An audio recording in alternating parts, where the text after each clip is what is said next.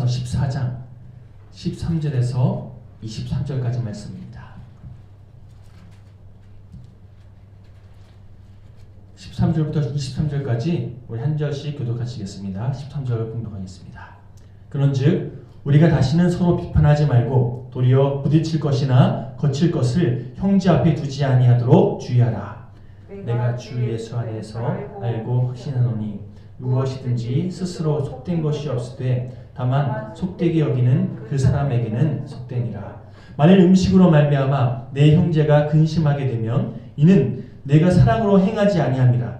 그리스도께서 대신하여 죽으신 형제를 내 음식으로 망하게 하지 말라. 그러므로 너희의 선한 것이 비방을 받지 않게 하라. 하나님의 나라는 먹는 것과 마시는 것이 아니요 오직 성령 안에 있는 의와 평강과 희락이라. 이로써 그리스도를 섬기는 자는 하나님을 기쁘시게 하며 사람에게도 칭찬을 받느니라. 그러므로 우리가 화평의 일과 서로 덕을 세우는 일을 힘쓰나니 음식으로 말미암아 하나님의 사업을 무너지게 하지 말라. 아무리 다 깨끗하되 거리낌으로 먹는 사람에게는 악한 것이라. 고기도 먹지 아니하고 포도주도 마시지 아니하고 무엇이든지 내 형제로 거리끼게 하는 일을 아니함이 아름다우니라. 내게 있는 믿음을 하나님 앞에서 스스로 가지고 있으나 자기가 옳다는 바로 자기를 정죄하지 아니하는 자는 복이 있도다. 23절 의심하고 먹는 자는 정죄되었나니 이는 믿음을 따라 하지 아니하였기 때문이라. 믿음을 따라 하지 아니하는 것은 다 죄니라. 아멘. 오늘 말씀을 바르게 이해하기 위해서 사도 바울이 이 로마서 이 서신을 왜 쓰게 되었는지 이것을 먼저 살펴볼 필요가 있습니다. 여러 가지 이유가 있는데요. 그 중에서 가장 큰 목적은 로마에서 신앙생활을 하고 있는 이 그리스도인들이 어떤 문제를 또한 어떤 이슈들로 인해서 서로 다투고 있었는데 그 갈등 상황을 복음으로 중지하기 위해서 쓴 서신, 이것이 바로 로마서입니다. 본래 로마에서 교회를 세웠던 초창기 멤버들은요 대부분 유대인들이었습니다. 스데반 집사가 박해받은 이후에, 순교당한 이후에 여러분 아시는 것처럼 예루살렘에서 신앙생활을 했던 초대 그리스도인들이 다 뿔뿔이 흩어져서 세계 곳곳으로 흩어지지 않았습니까? 그렇게 흩어졌던 그리스도인들이 로마에까지 가서 신앙생활을 하게 된 거거든요. 그렇게 대부분 로마에서 처음 신앙생활을 했던, 로마에서 교회를 세웠던 신앙의 기초들은요 유대인들이었습니다. 그런데 그렇게 신앙생활하는 유대인들의 교회 가치관들을 로마 사람들 중에서 받아들이고 나도 당신들 믿는 예수님 믿겠습니다. 이렇게 같이 신앙생활하는 일이 생기면서 소위 유대인들에게 있어서는 이방인이죠. 헬라인들도 로마의 교회 안에 같이 섞이게 되는, 포함되는 그런 교회 공동체가 만들어지게 된 거죠. 그러던 중에 로마 황제 가운데 클라우디우스라는 황제가 유대인들을 다시 말해서 로마라는 이 도시에서 추방시키는 그런 정책을 펼치게 되는데요. 유대인들이 어쨌든 정착을 했던 이 로마에서 쫓겨나고 나서 거기서 신앙생활했던 교회가 어쨌든 로마에서 유대인들이 그렇게 쫓겨나긴 했지만 교회는 남아있잖아요. 왜요? 헬라인들도 같이 신앙생활했으니까 쫓겨나지 않은 헬라인들이 교회를 계속 이루고 있었거든요. 그래서 중심이 원래는 초반에는 유대인들이 중심이었는데 유대인들이 그들의 가치관과 그들의 삶의 습관과 그들이 익힌 그런 그리스도의 복음을 중심으로 해서 그렇게 교회가 구성되었었는데 유대인들이 쫓겨나고 나서 중심이었던 사람들이 쫓겨나고 나니까 누가 중심이 되죠? 이제는 남아있는 헬라인들이 중심이 되는 교회가 된 거죠. 그렇게 나중에 한참 시간이 지나고 나서 추방령이 해제되고 어쨌든 삶의 뿌리가 이제 로마에 있으니까 유대인들이 다시 돌아오게 되는 이런 상황이 펼쳐지면서 다시 교회 공동체 안에 유대인들과 헬라인들이 같이 또 섞이게 되는 그런 일이 펼쳐지게 되는데요. 자, 한번 생각해 보십시오. 나가던 사람들이 다시 들어왔어요. 중심이 이제 누가 될까요? 원래는 유대인들이었는데 한동안 그 교회의 중심이 헬라인들이 분위기를 이끌어갔잖아요. 그러다 보니까 로마인, 다시 말해서 헬라인들이 그 교회의 중심이 되어버린 거죠. 그런 상태에서 유대인들이 들어와서 다시금 이제 기득권, 쉽게 말하면 영향력 행사를 서로 막 하려는 이 상황이 펼쳐지다 보니까 교회에 알게 모르게 다툼이 조금씩 생기기 시작했다는 겁니다. 왜요? 예전에는 뭐 내가 이 교회의 어떤 중심이었는데 우리가 이 교회의 어떤 여러 가지 일들을 좌지우지하는 그런 세력이었는데 어느 순간 주변 일을 물러나니까 유대인들이 크게 못마땅한 거예요. 다시금 그 기득권을, 그 중심을 본인들이 찾기 위해서 애쓰는 과정 속에서 다툼이 생기기 시작했다는 겁니다. 이해되시죠? 자, 특별히 유대인들이 주축이었던 그 시절에는요, 한마디로 유대인들이 신앙생활의 중심이었습니다. 근데 유대인들은 어렸을 때부터 율법을 그렇게 삶의 어떤 기반이 되어서 그 율법을 지키면서 지내왔잖아요. 예수님의 복음을 받아들인 이후에도 율법이 그들의 삶 가운데 어떤 배경이 계속되어 있었다는 거죠. 우리들도 예전부터 어렸을 때부터 배웠던 그 가치관이 계속 흘러오잖아요. 그렇죠? 그래서 그것이 우리의 신앙의 어떤 기초는 아니다 할지라도 그것이 계속 영향력을 끼치지 않습니까?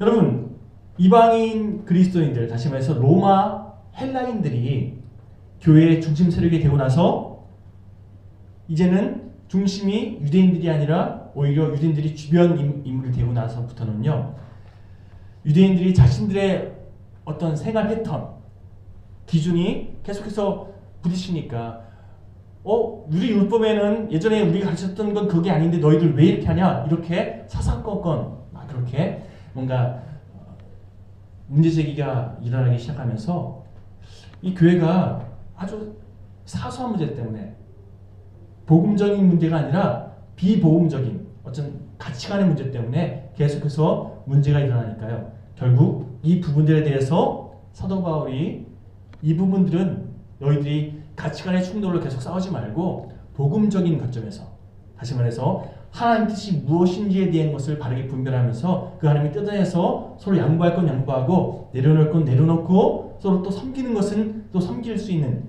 그런 부분들로 다시금 바라봐야 된다. 이것을 얘기하기 위해서 로마서의 내용들을 채워나갔다는 겁니다. 자, 오늘 본문 살펴보기 위해서 또 하나 우리가 생각할 것이 있는데요. 오늘 본문에 다루고 있는 문제와 같은 이런 사안들을 전문용어로 아디아포라, 헬라어로 아디아포라라는 용어를 씁니다. 이 아디아포라라는 말은요, 헬라어로 대수롭지 않은 일이라는 뜻이 있는데요. 한마디로 본질이 아닌 비본질적인 문제를 다루는 그런 문제에 대해서 그건 본질적인 그런 상황이 아닌데 왜 그런 부분에 대해서 이렇게 서로 생각이 다르다고 싸우고 있어? 그건 아디아포라 문제야. 비본질적인 문제야. 이렇게 정의했다는 겁니다. 때에 따라서 또는 보는 관점에 따라서 또는 삶의 자리가 어떤지에 따라서 서로 해석이 달라지는 그런 문제들, 이런 부분들을 아디아포라라고 정의했는데요. 예를 들어서 이 로마서가 쓰여진 2000년 전에는요, 우상의 제단에 제물로 올라갔던 대부분 고기가 올라가거든요. 고기를 태워서 이렇게 제단이 이렇게 향으로 올리는 그런 제물을 많이 사용했는데요. 이 고기가 다 태워진 게 아니라 일부만 태워지고 나머지는 다시 시장에 유통됐거든요. 이 당시에 로마는요, 굉장히 많은 신전들이 있었습니다. 그리스 로마 신화라는 책을 읽어보셔도 알겠지만 굉장히 많은 신들 섬겼잖아요.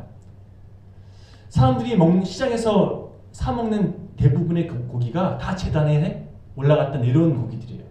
그러니 그리스도, 다시 말해서 교회 안에서 신앙생활하는 그런 사람들 입장에서는요, 특히 유대인의 율법주의에 그렇게 여러 가지 그것이 익숙했던 유대인들 입장에서는요, 여러분 아시는 것처럼 하나님께서 구별한 그렇게 제한한 음식들을 그들은 꺼려했잖아요.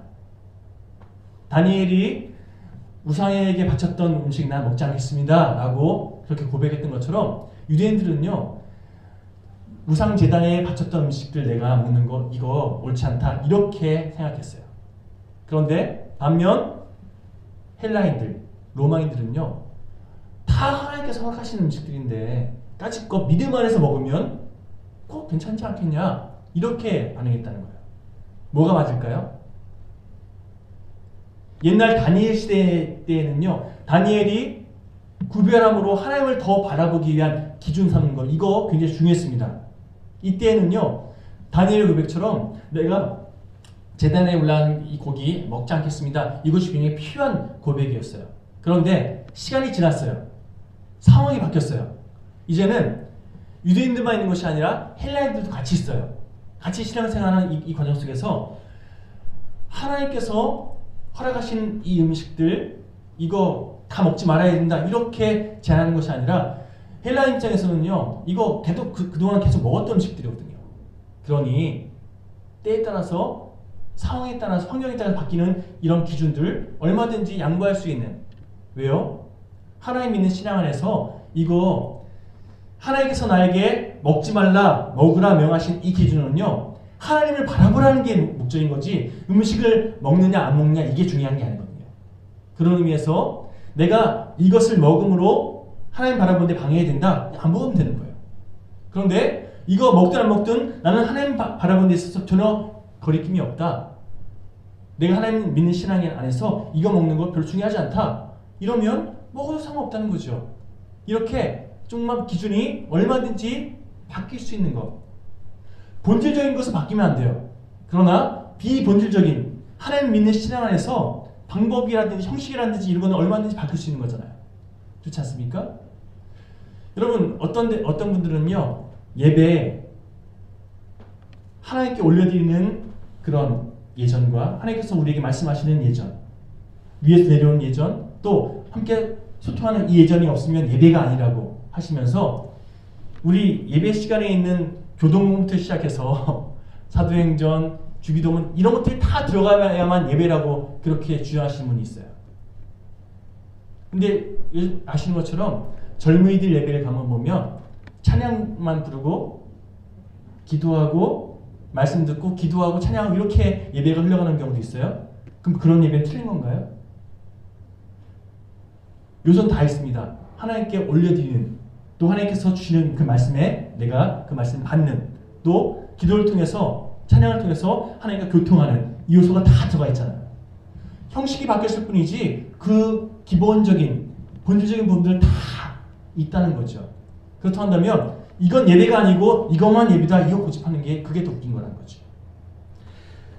여러분 결국 하나님께서 우리에게 원하시는 것은요 어떤 형식 예전에는 그 형식을 온전히 지키는 것이 중요한 때가 있었어요. 언제요? 예전에 광야 생활할 때 하나님과 멀리 떨어져 있던 유대인들이 다시금 하나님 안에서 온전히 하나님만 바라보는 훈련이 필요한 그 시기에는요 그 말씀대로 순종하는 이런 훈련이 굉장히 중요했다는 겁니다. 그러나 이제 하나님을 바라보고 하나님 믿는 그 믿음이 우리 안에 있어요. 그러면 이제부터는요 그 형식뿐만 아니라 정말 중요한 것 그 형식이 우리에게 원하는 것은 하나님을 바라보고 하나님만 의지하고 하나님께서 허락하신 일들이 순종하는 이런 삶의 과정으로 나타나는 것이 더 중요한 거잖아요. 이것이 있다면 이 형식에 대해서는 이제 너무 자유할 필요가 있다. 이런 관점에서 오늘 본문을 좀 살펴볼 필요가 있다는 겁니다. 자, 한마디로 이 로마 그리스도인들에게 있어서는요, 그 당시에 로마의 신앙인들은요, 우상 제물에 둘러싸여져 있는, 아까 말씀드렸던 것처럼 시중에 유통되는 고기들은 대부분 우상 제단에 다 올라갔다가 내려온 고기들이에요. 그러면 고기를 먹으려면 우상 제단에 올라갔던 것들 다 먹을 수밖에 없어요. 내가 키우고 내가 잡아먹는 그런 고기가 아닌 이상 대부분 사 먹잖아요. 그러면 우상에게 바쳤던 고기를 먹을 수밖에 없는 그런 시장 구조였다는 거죠. 그러면 고기를 아예 안 먹고 그냥 채소만 먹겠다 이런 결단을 하면 좋을까? 나만 그렇게 하면 좋은데 여러분 우리 가족 중에 고기가 필요한 그런 가족들도 있는 거잖아요. 그러면 고기를 아예 안 먹겠다? 이럴 수 없는 상황이 아니겠습니까? 그런 상황 속에서 이거 로마의 신앙인들이 고백했던 것처럼 하나님께서 우리에게 다 허락하실 것인데 내가 믿음으로 정말 하나님 바라보는 믿음으로 이거 우상을 다 제외하고 하나님만 의지하는 믿음으로 내가 취하겠습니다. 이러면 아무 문제 없는 거 아니겠습니까? 이 관점과 아니다. 이거 먹는 것 자체가 우상에게 내가 휘둘리는 거다. 먹으면 안 된다. 고집하는 것과 어느 것이 옳은 행동일까요? 실제로 로마 교회에서 이 문제 때문에 굉장히 많은 다툼이 있었다는 거예요. 자, 지금까지 말씀드린 배경지식 이것을 기본 삼아서 오늘 본문 내용을 다시 한번 살펴보겠습니다. 우리 본문 1절 말씀 함께 공독해 보겠습니다. 시작. 믿음이 연약한 자를 너희가 받되 그의 의견을 비판하지 말라. 자, 믿음이 연약한 자, 여기서 말하는 믿음이 연약한 자는요, 사실 유대인들을 일컫습니다. 그들 기준에서는 율법에서는 이거 금하는 건데 먹으면 안 된다라고 이야기하는 그들의 그 의견을 너희가 받으라는 거예요. 그리고 그들의 의견을 비판하지 말라는 거예요. 헬라인들을 향해서 말하는 거예요. 자, 특별히 본문 1절에서 받는다라는 이 말이 굉장히 중요한데요. 여러분, 다른 사람을 판단하고 다른 사람을 비판하게 되면 우리 흔히 판단하고 비판하는 이 중심에는요, 저를 보십시오. 나는 맞고 너는 틀려 라는 이런 내 중심적인 가치관이 깔려 있습니다. 그렇죠? 넌 틀려, 내가 맞아. 넌 옳지 않아, 내가 생각한 게 맞아. 이게 기반이에요. 그렇죠? 나는 맞고 너는 틀리다. 이걸 주장하는 이 가치관 속에는요, 내가 더 나 스스로를 높이고 있고 다른 사람을 낮추는 그런 자기 중심적인 이 자아가 자리 잡고 있습니다. 저 사람은 이것이 나쁘고 이 사람은 저것이 틀렸어. 이런 식으로 누군가를 판단하고 있다.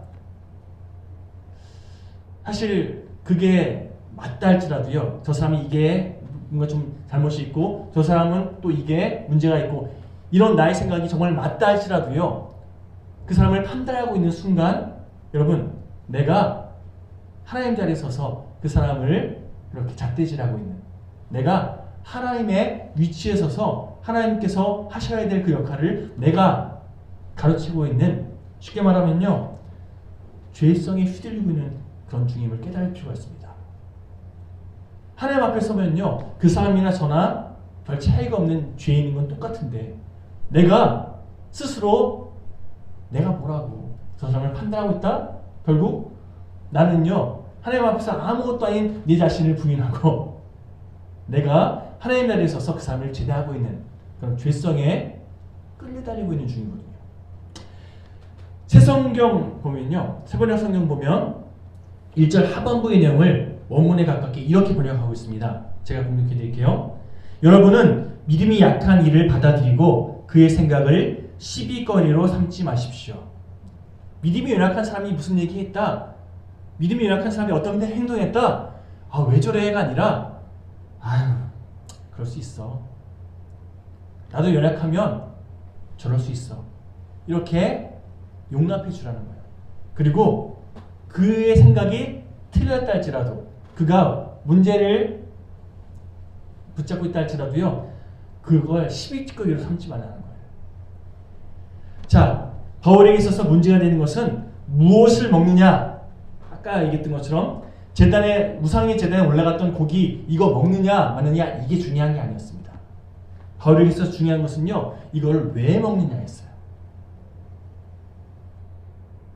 자, 우리가 교회에 어떤 사역하면서요, 이거가 했을 때 어떤 유익이 있느냐, 이거가 우리에게 있어서 어떤 장점이 있느냐, 우리는 이것 때문에 막 싸울 때가 많거든요. 그래서 해야 되느니 말아야 되느니 막 왈가왈부할 때가 참 많습니다. 근데 사실 오늘 본문의 관점에서 다시 생각해보면요, 이거 했을 때 어떤 유익이 있느냐 이거가 아니라 이것을 왜 하느냐, 이것을 먼저 생각하는 이것이 더 중요하다는 겁니다. 왜? 하나님을 위해서 해야 되는가? 아니면 우리의 유익을 위해서 하고 있는가? 왜 하는가? 왜 먹는가? 이게 더 중요하다는 거죠. 바울은요, 이렇게 생각했습니다. 사실 모든 음식은, 이 땅의 모든 것은 다 하나님께 속한 것이다. 그런 의미에서 바른 마음으로, 바른 믿음으로 먹는다면 속된 것이 있을 수 없다. 이런 관점으로 세상의 모든 것을 바라보는 그런 믿음의 사람이었습니다. 무엇을 먹든지 그것을 먹는 목적이 주님의 영광을 위해 먹는 것이라면 까짓거 어떤 거 먹든지 상관없다. 이런 입장이었어요. 틀린 겁니까? 맞는 겁니까?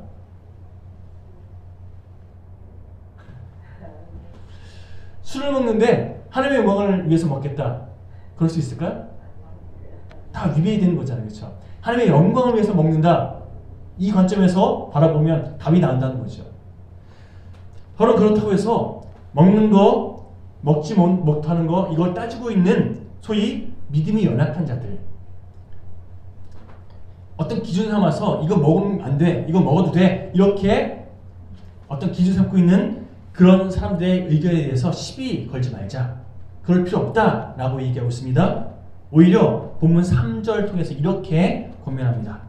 제가 봉독해 드릴게요. 먹는 자는 먹지 않는 자를 업신여기지 말고 먹지 않는 자는 먹는 자를 비판하지 말라. 이는 하나님이 그를 다 받으셨습니다. 자, 여기서 그를 받으셨다라고 하는데 그가 누굴 말하는 걸까요? 먹는 자들? 아니 먹지 않는 자들? 누굴 말하는 걸까요? 둘 다를 얘기합니다. 하나님이 어떤 입장이든지 다 받으셨다는 거예요. 하나님께서 양쪽 모두를 다 받으신 이유가 뭔가? 비록 수준의 차이는 있을지 모르지만 어쨌든 그들 모두는 하나님을 믿는 사람들이잖아요. 한쪽은 이거 먹는 게 우리 신앙에 방해되니까 먹지 말아야 된다. 이렇게 말하는 입장이, 혹은 한쪽은 이거 먹든 안 먹든 우리가 믿음으로 먹으면 된다. 이렇게 말하는 입장이든 양쪽 다 결국 방향이 하나님을 향하고 있잖아요. 하나님 뜻 안에서 먹으면 된다. 하나님 뜻 안에서 먹으면 안 된다. 이걸 얘기하고 있는 거거든요. 그런 맥락에서 결국 하나님께서 그들의 삶을 책임지고 계시고 그들의 결국을 붙잡고 계시는데 하나님께 맡겨드리면 되는 거 아니냐. 우리가 상대방에 대해서 저것이 옳다 틀리다 비판할 필요가 뭐가 있느냐. 다 하나님께서 받으시는 건데 하나님께서 어떻게 받으시는지 하나님께 맡겨드리면 되는 거다. 우리가 판단할 필요가 없다. 이거 얘기하고 있는 거예요. 한쪽은 계속 말씀드리지만 하나님을 향한 믿음 때문에 안 먹는 거고 다른 쪽도 하나님에 대한 믿음 때문에 먹고 안 먹고 이렇게 결정짓는 건데, 그렇다고 한다면 둘 다 하나님을 믿는 신앙이라고 하는 그 본질적인 부분은 다 동일한데, 그러면 각자의 수준 여부를 떠나서 비본질적인 부분 때문에 충돌하고 있는 거잖아요. 어떤 가치관, 어떤 기준 때문에 충돌하는 거 아니겠습니까? 그렇다 한다면 오늘 본문 13절 한번 한 목소리 읽어볼까요? 시작. 그런즉 우리가 다시는 서로 비판하지 말고 도리어 부딪힐 것이나 거칠 것을 형제 앞에 두지 않도록 주의하라. 자, 그렇다 한다면 서로 비판할 필요가 없다는 거예요. 비판하지 말라는 거예요.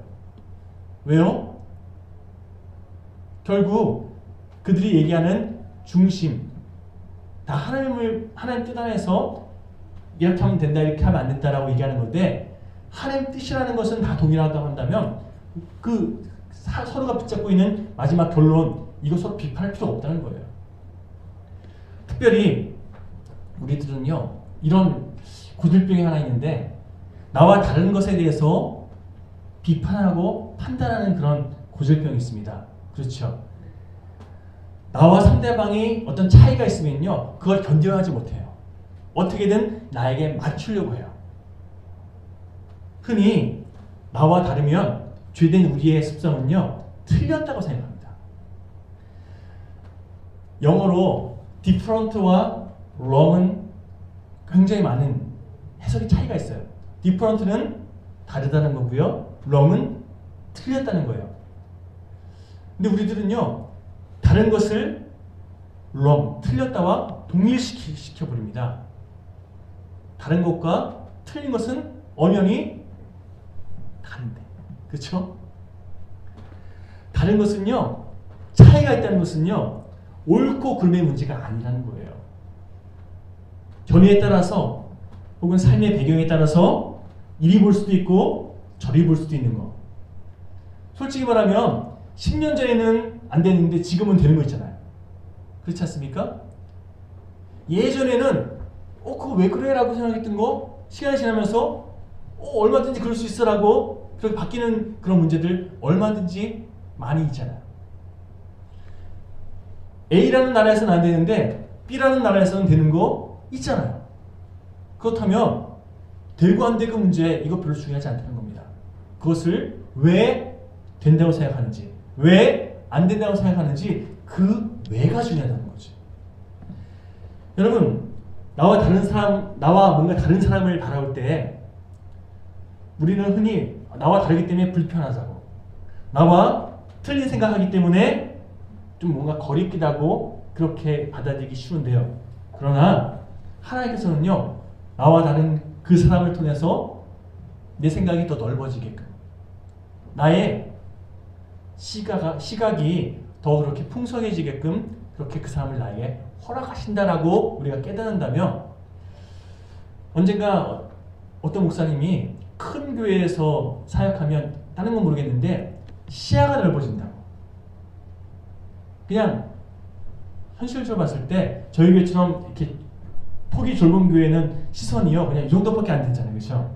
그런데 그냥 뭐 몇만 명 모이는 그런 교회의 예배당은요 시선이 여기부터 여기까지 가야 되니까 그냥 원론적으로 그냥 시야가 넓어진다 이게 그냥 적용되는 말이기도 하고요. 더군다나 사람이 많기 때문에 그만큼 다른 많은 사람들의 생각과 어떤 경험들이 100명이 얘기하는 것과 10,000명이 얘기하는 거 다를 수 있잖아요. 그만큼 생각이 더 넓어질 수 있는 그런 시야가 넓어지는 경험을 하게 된다라고 하시더라는 거죠. 그렇죠? 그렇습니다, 여러분. 나와 다른 경험, 나와 다른 생각 이것을 내가 더 많이 경험하고 더 많이 받아들일수록 우리의 경륜이 넓어집니다. 우리의 연륜이 깊어집니다. 우리의 생각이 더 풍성해진다는 거죠. 그런 의미에서 저 사람은 나와 달라. 흔히 그래서 틀려라고 반응했던 그래서 외면하고 거리껴하고 같이 안 어울리려 하는 그런 우리의 죄된 습성을 멀리하고 그 십자가 다 못 박으십시오. 오히려 하나님 뜻에서 저 사람을 통해서 하나님께서 나를 더 넓히시려고 하는구나. 하나님께서 저 사람을 통해서 나의 믿음 없음을 더 풍성하게 그렇게 기억하고 계시는구나. 이것을 깨닫고 하나님 뜻 안에서 그 사람을 받아들일 수 있는, 취할 수 있는, 품을 수 있는 그런 믿음의 선택이 우리 있었으면 좋겠습니다. 자, 보십시오. 우리 본문 13절 말씀 다시 한번 읽어볼까요? 시작. 그런즉 우리가 다시는 서로 비판하지 말고 도리어 부딪힐 것이나 거칠 것을 형제 앞에 두지 아니하도록 주의하라. 한마디로 내가 옳다고 주장하면서 상대를 비판하지 말고 다만 상대방에게 뭔가 장애물이나 걸림돌이 될 만한 것들을 내가 그렇게 지시하지 말라, 내 앞에 두지 말라라고 권면하고 있습니다. 한마디로 내 생각에는 그게 분명히 맞는 것 같아요. 내 경험상 그게 옳아요. 그러나 행여 나의 기준, 나의 생각 때문에 상대방이 상처받는다. 상대방이 좀 뭔가 불편함을 느낀다. 이런 거가 있다고 한다면 얼마든지 양보하고 좀 포기할 줄 알아야 된다는 겁니다. 바울이 지금 이걸 우리 경험하고 있어요. 본질이 아닌 문제 때문에 고집 부리지 말라는 거예요. 쓸데없이 그거 주장하지 말라는 겁니다. 본질적인 거면 얼마든지 목숨을 걸고 그렇게 주님 뜻 안에서 고수해야죠. 그러나 본질적인 것이 아니라 형식적인 거, 비본질적인 거라면 얼마든지 포기할 수 있는 거, 이것이 진정한 믿음의 선택이라는 겁니다. 자, 비슷한 문제로 고린도 교회도 논쟁하고 있었거든요. 이방 우상에게 바쳤던 그 곡이 교회 안에서 서로 막 먹느냐 먹지 말아야 되느냐 때문에 막 싸우고 있는 고린도 교회를 향해서 사도 바울이 똑같은 권면을 했는데 우리 한번 찾아보겠습니다. 고린도전서 8장 13절 말씀. 고린도전서 8장 13절. 우리 한 목소리를 읽어볼까요? 시작. 그러므로 만일 음식이 내 형제를 실족하게 한다면 나는 영원히 고기를 먹지 아니하여 내 형제를 실족하지 않게 하리라. 아멘. 여러분, 사도 바울이 채식주의자이기 때문에 이런 말 한 게 아니에요. 고기를 안 좋아해서 이런 말 한 게 아닙니다. 사도 바울은요, 얼마든지 나는 고기 먹을 수 있지만, 그러나 내가 우상 제단에 바쳐진 고기 그것을 먹음으로 인해서 그거 먹는 거 보면서 누군가 실족한다면 차라리 안 먹겠다는 거예요. 누군가 내가 한 행동 때문에 실족한다면 그 마음에 어떤 믿음에 시험이 든다면 내가 얼마든지 그거 안 하겠다는 거예요. 그 사람을 배려하는 마음으로. 그 사람의 신앙을 위해서 내가 안 하겠다는 거예요. 내가 절제하겠다는 겁니다. 한마디로 지금 고린도 교회나 혹은 로마 교회나 우상에 바친 제물, 이 고기 먹어야 되느냐 먹지 말아야 되느냐 이 문제 때문에 싸우고 있는데 바울은 다른 접근하고 있습니다. 내가 이거 먹는 것 때문에 다른 사람을 실족해 한다면 나 안 먹겠다는 거예요. 먹느냐 안 먹느냐 이것 때문에 싸우지 말고 이거 왜 먹는지 생각하고 이것으로 인해서 누군가 상처받는다면 그거 상처받는 거 안 하겠다는 거예요. 접근을 달리 하고 있죠. 로마 교인들은요, 로마에 속해 있는 유대인들이나 아니면 헬라인들이나 어쨌든 그들이 먹느냐 먹지 말아야 되느냐라는 이거의 기준을요 자신들의 지식과 경험을 기준 삼았습니다. 그렇죠? 그동안 자신들이 익혀왔던 그런 어떤 율법의 기준이나 혹은 그들이 배워왔던 어떤 기준, 지식의 기준 삼아서 이거 하면 돼, 하면 안 돼. 한마디로 자기 자신이 기준되어서 그렇게 판단했어요. 반면 사도 바울은 문제 해결의 출발점을 지식이 아니라 사랑을 기준 삼아서 그렇게 출발합니다. 이게 맞고 저게 틀리고 이게 중요한 게 아니라 정말 주님의 사랑으로 내가 어떻게 해야 되는지 이게 더 중요한 거다. 고린도전서 8장 13절에서 우리가 알 수 있는 것처럼 내 자신의 자유마저도 까짓거 다른 사람의 신앙을 위해서 나 얼마든지 사랑으로 섬겨주겠다는 거예요. 내가 안 하겠다는 거예요. 여러분, 우리들은 흔히 뭐든지 다 내가 원하는 대로 하는 것, 이것을 나의 자유라고 생각합니다. 그렇죠? 그래서 내가 이거 하겠다는데 누가 뭐라 그래? 내 돈인데 내 돈 내가 쓰겠다는데 누가 뭐라 그래? 이렇게 얘기하는 걸 우리 스스로 자유라고 생각해요. 내 자유대로 하겠다는 거죠. 하지만 여러분, 진정한 자유라는 것은요, 특별히 하나님의 복음의 은혜 안에서 누리는 진정한 자유인이란 내가 하고 싶은 거, 내가 할 수 있는 거, 그러나 할 수 있음에도 불구하고 얼마든지 하지 않는 거, 이게 자유인이에요. 하나님께서 우리에게 원하시는 거, 내가 원하는 거, 내가 바라는 거, 그걸 위해서 내가 최선을 다해서 애쓰는 그런 모습이 아니라 하나님의 뜻을 위해서 얼마든지 내려놓을 수 있는 선택하는 인생, 이것이 신앙의 진정한 자유이라는 거죠. 나는 우상에 바쳐진 음식 먹을 수 있는 자유도 있고 또 얼마든지 그거 안 먹을 수 있는 자유도 있지만 내가 기준이 아니라 다른 사람을 위해서 그 사람이 혹시 실족한다면 그것 때문에 뭔가 문제가 생긴다면 내가 안 먹겠다는 거예요. 이것이 우리의 기준되어야 하는 줄 믿습니다. 나와 함께하는 믿음이 약한 자를 섬기기 위해서 그 사람을 기준 삼아서 배려하고 섬기는, 헌신하는 그런 삶의 모습. 예수님께서 우리에게 행하신 모습이잖아요. 우리에게 맞춰주시고 우리를 섬겨주시고 우리를 사랑으로 품어주시고. 다시 서두로 돌아가서 제가 오늘 본문의 내용을 아이아프라라는 용어로 그렇게 설명할 수 있다고 말씀드리지 않았습니까? 본질이 아닌 비본질적인 문제 때문에 싸우는 이런 내용들. 음식 먹고 안 먹고 이게 굉장히 중요한 것처럼 여겨져서 그래서 때로는 우리가 착각하는 게 저 사람 저것 때문에 고민하는 거 보니까 굉장히 신앙적인 사람이야 라고 그렇게 우리 생각할 때가 많은데 사실은요 그것 때문에 문제가 있다면요 얼마든지 그 부분 때문에 내가 다른 사람하고 싸우는 선택이 아니라 그거 그냥 제껴버릴 수 있는 이런 선택이 진짜 하나님 뜻 안에서 진짜 현명한 성숙한 사람의 모습입니다. 예전에 중세시대에요 성찬식을 진행하면서 세례식을 진행하면서 여러분 거룩한 성수로 이렇게 물을 세례해 주잖아요. 그런데 분별식하고 나서 이 물을 거룩한 성수로 이렇게 기도하고 나서 세례 진행이 바로 앞서서 그 성수에 파리가 빠져버렸어요.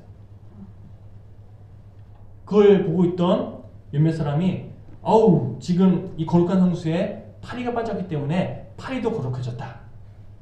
그러니 그냥 진행이 된다. 이렇게 주장했고요. 또 어떤 사람은요. 아니다. 파리가 빠져서 오염되어 버렸다. 그러니까 그 물을 쓰면 안 된다. 이렇게 주장하는 사람들이 대립하면서 지금 세례 줘야 되는 게 더 중요한 건데 이거 하다가 갑자기 싸움이 벌어진 거예요. 그래서 결국에는 이 논쟁이 너무 커져가지고요. 교회가 두 쪽이 나는 그런 일이 벌어졌어요. 엄밀히 말해서 오늘 본문의 사도 바울의 관점으로 이걸 다시 바라보면요. 그냥 그 물 버리고 다시 기도하고 하면 돼요. 왜요? 지금 중요한 건 세례 주는 거니까. 지금 중요한 건 한 사람이 하나님의 택한 백성으로 거듭나는 그 예식. 하나님 안에서 그 사람을 축복하는 게 더 중요한 건데 파리가 거룩해지고 그 물이 오염되고 이게 중요한 게 아니잖아요.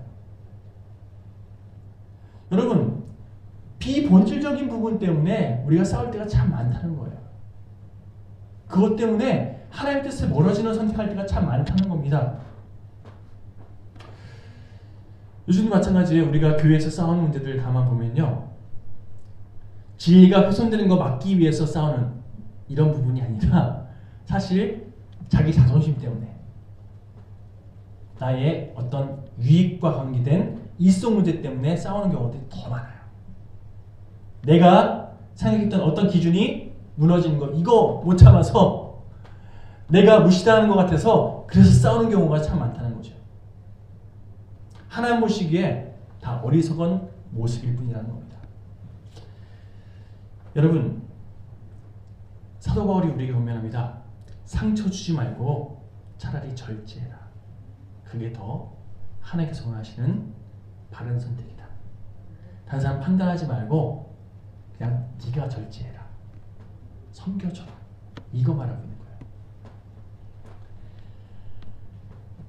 우리 고린도전서 10장 23절 24절 말씀 제가 공독해드리겠습니다. 사도 바울이 아주 확고하게 이렇게 권면합니다. 모든 것이 가하나 모든 것이 유익한 것은 아니요 모든 것이 가하나 모든 것이 덕을 세우는 것은 아니니 누구든지 자기의 유익을 구하지 말고 남의 유익을 구하라. 옳고 그름 판단하지 말고 그냥 모두에게 유익한 거 나에게 맞는 거 찾지 말고 상대방에게 유익한 거 그 선택하면 된다는 거예요. 그게 하나님께서 우리에게 행하신 것이고 또 하나님께서 우리에게 원하시는 삶의 모습이라는 거죠. 하나님을 믿는 인생이라면 맞닥뜨리다로 접근하지 말고 이것을 통해서 정말 우리 공동체에 또 하나님에게 유익한가 이거 생각하는 것이 맞다는 겁니다. 우리 가운데 이런 분들이 계셔요. 우리 교회에 있다는 게 아니라 이 땅을 살아가는 사람들 가운데 이렇게 많은 사람도 있습니다. 내가 그런 말도 못해? 내가 그것도 못해? 얼마든지 할 수 있는 거죠. 근데 아까 말씀드렸잖아요. 진정한 제외자는 할 수 있어도 안 하는 거라고. 내가 이 말을 함으로 혹 그 공동체 안에 혹은 상대방이 뭔가 상처받고 주눅 든다. 그게 안 하는 게 차라리 낫다는 거예요. 오히려 그 말 할 시간에 그 사람을 위해서 기도하는 게 하나님께서 더 기뻐하신다는 겁니다. 물론 꼭 필요한 일을 한다면 제가 지난번에 말씀드렸죠. 간절히 기도함으로 하나님께서 주신 지혜로 하라는 거예요. 내 마음대로 하겠다는데 이렇게 생각할 시간에 하나님께서 지금 나에게 무엇을 원하시는지 먼저 분별하라는 거예요. 그래서 하나님께서 기뻐하시는 거라면 믿음으로 행할 줄 아는 것. 이것이 오늘 본문을 통해서 우리가 붙잡아야 할 진정한 그리스도인의 삶의 선택인 줄 믿습니다. 사람들은요, 은혜에 대해서 아주 큰 오해를 합니다. 흔히들 우리 은혜가 풍성한 하나님은 하면서 은혜를 사모하고 은혜를 매 순간 그렇게 우리가 갈망하는 것처럼 생각하는데요. 그 은혜가 어떤 은혜냐면요, 나에게만 유익한, 나에게만 좋은 이것을 은혜라고 착각해요. 나는 맞았는데 다른 사람은 틀렸을 때, 예를 들어 반에서 내가 혼자 맞았어. 이러면 신나잖아요. 그렇죠? 다 빵점인데 나만 100점이에요. 다른 사람 다 못하는데 나만 잘해요. 이런 걸 은혜라고 착각하더라니까요. 물론 불황의 시기에 다른 사람들 다 힘든데 난 잘돼. 이거 하나님께서 주신 은혜가 아니면 이거 불가능한 거죠. 그렇죠? 은혜 맞습니다.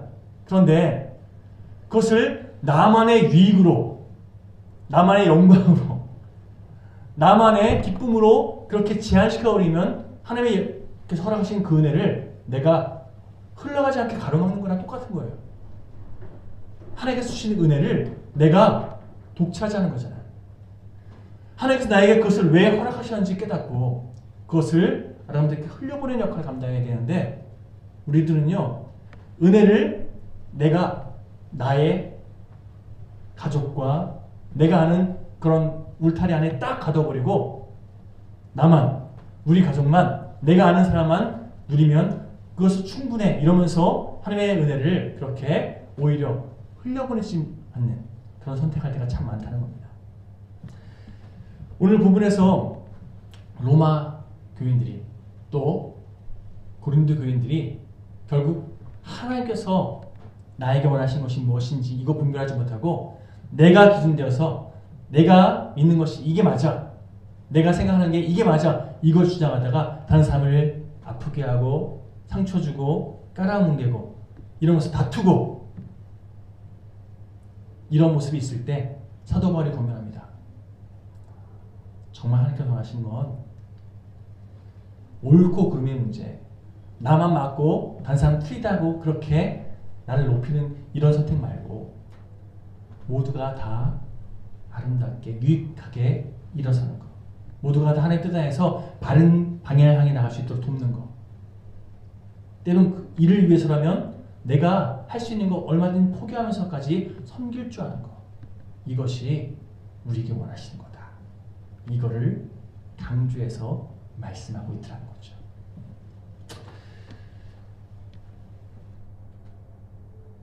때때로 우리가 이런 생각할 때 있습니다. 나는 김집사 같지 않다는 거예요. 내가 할 수 하면 내가 하면 잘할 텐데 저 사람이 해서 저 잘 안 됐다는 거예요. 저 사람이 문제라는 겁니다. 행여 이런 생각을 우리가 붙잡고 있다면 하나님 말씀하십니다. 너 잘못된 선택하고 있는 거야. 잘못된 생각하고 있는 거야. 내가 원하는 삶의 모습은 그런 게 아니야. 복음을 산다는 건 그런 것을 다 십자가에 못 박고 내가 너에게 맡긴 사명에 대해서 또 영혼에 대해서 섬길 줄 아는, 얼마든지 나를 내려놓고 하나님의 뜻을 이루기 위해서 포기할 줄 아는 그런 선택을 하며 살아가는 것, 이것이 하나님께서 원하시는 뜻인 줄 믿고 매 순간 아멘으로 순종을 살아가는 삶의 모습. 저는요, 우리 영역교회 모든 교우들이 또 함께 예배드리는 모든 믿음의 지체들이 이런 삶의 모습들로 더 많은 순간 채워나가는 복된 인생 되시길 간절히 축원합니다. 자, 우리 마지막 19절 말씀 함께 봉독하고 말씀을 정리하겠습니다. 19절 시작. 그러므로 우리가 화평의 일과 서로 덕을 세우는 일을 힘쓰나니. 우리 신앙생활은요, 화평케 하는 이 일에 최선을 다하는 이런 과정이 되어야 할 줄 믿습니다. 화평케 하는 것. 여러분, 서로 사이가 좋지 않은 사람 바라볼 때 우리 서로 잘 하는 게 냉랭하게 바라봐요. 내 마음에 안 드는 사람 이러면서 쉽게 그렇게 내 감정대로 반응할 때가 참 많습니다. 이것은요, 화평케 하는 인생이 아니에요. 하나님께서 우리에게 원하시는 거 화평케 하는 일, 화평의 도구로 쓰임받는 인생.